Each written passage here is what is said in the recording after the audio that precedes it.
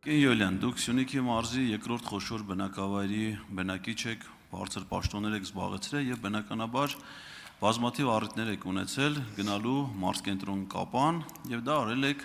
միջպետական ճանապարհով, ինչպես որ դա արել ենք մենք բոլորս։ 2018 թվականին Հայաստանում արտահերթ խորհրդարանական ընտրություններ էր եւ այդ ժամանակվա վարչապետ Նիկոլ Փաշինյանը նույնպես հնարավորություն ուներ Գորիսից Կապան գնալու միջպետական ճանապարհով։ 2020 թվականին սահմանադրական հանրաքվերն այդ քարոզարշավը սկսել էր Սյունիքից եւ Կապանից Գորիս էր գալի նույն այդ ճանապարհով։ 2021 թվականին արդեն նա նորից վարչապետ էր, բայց կարողանում էր Կապանից Գորիս գալ ռուսական զինվորների եւ ռուսական դրոշի ուղեկցությամբ։ Պատկերացնում եք, ասենք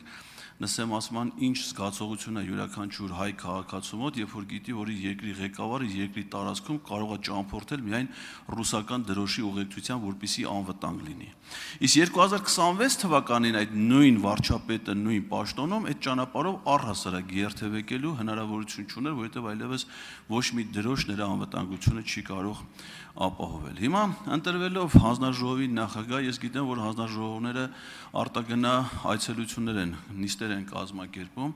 այլ որ ձեզ խնդրեմ, կամ դուք նախատեսում եք կազմակերպեք 26 թվականի ուրախ ավտոբուսի ուղևորների այցելությունը Գորիսից Կապան միջպետական ճանապարհով։ Այսինքն որպես գորիսեցի եւ որպես նաեւ այդ հանձնաժողովի նախագահ, այդ ուրախ ավտոբուսի բոլոր ուղևորներին հրավիրեք, խնդրում եմ դուք իրանց չուղեկցեք այդ ժամանակ, այդ նույն ուղևորներով, նույն կազմով Գորիսից գնան Կապան։ Նախատեսում եք այտենց մի հատ ստադի տուր կազմակերպել ուրախ ավտոբուսի ուղևորների համար։ Արձագանք։ Պարոն Ղազարյան, շատ ցավով պիտի ասեմ, որ մեր օրյա իրողություններում դա հնարավոր չէ,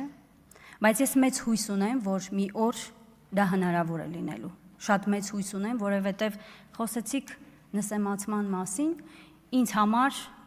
այդ տարիներին ամենամեծ շոկը նա էր, երբ որ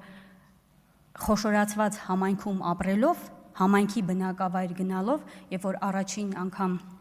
ադրբեջանական հենակետը արդեն իսկ այդ ճանապարհին էր, պետք է Գորիս համայնքի բնակչին ստուգեին, որպեսզի ինքը իր համայնքում կարողանար քաղաքից բնակավայր տեղաշարժվեր։ Դա ամենամեծ նսեմացման գործընթացն էր։ Եվ ես հավատում եմ, որ ուժեղ Հայաստանում, ուժեղ բանակցողի միջոցով մենք կարողանալու ենք երկրում իրավիճակ փոխել։ Ես դրան հավատում եմ։ Ես Հայաստանի ուժեղ ապագային հավատում եմ։ Արձագանք։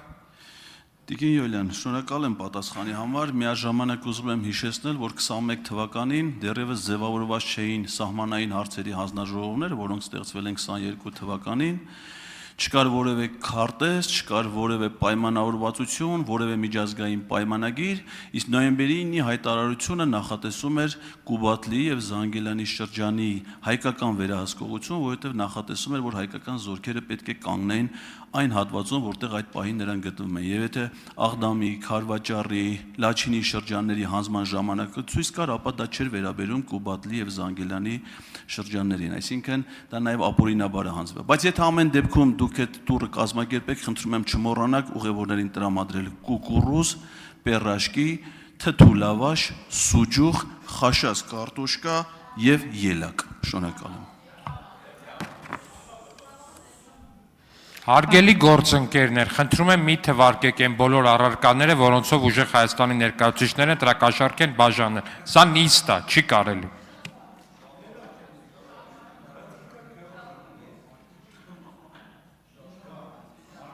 Արձագանքեք, Տիկին Յոլյան, այո, պարոն Վարդևյանը ճիշտ է, ոչ թե բաժանել, այլ ենթադրաբար բաժանել։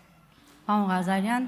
ցավոք ունենք այնինչ ունենք, բայց նորից եմ կրկնում, ես հավատում եմ, որ մենք ունենալու ենք ուժեղ Հայաստան բոլորովին այլ իրողություններով։